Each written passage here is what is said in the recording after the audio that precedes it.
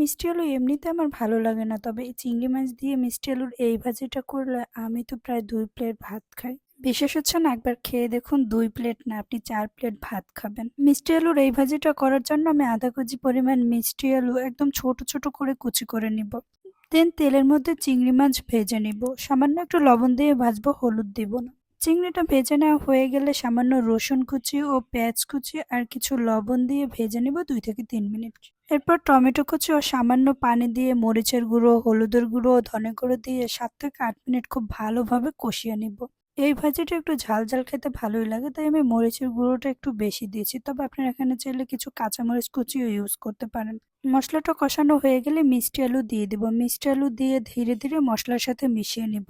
এই ভাজিটাতে যেহেতু পানি ইউজ করব না, তাই চুলার ফ্লেম একদম মিডিয়াম রেখে ঢাকনা দিয়ে আলুটা খুব ভালোভাবে সিদ্ধ করে নিলেই রেডি হয়ে যাবে। আপনারা কখনো মিষ্টি আলুর ভাজি খেয়েছেন? ভাজি খেলে কমেন্ট করে জানিয়ে দিন। আজকের মতো আল্লাহ হাফেজ।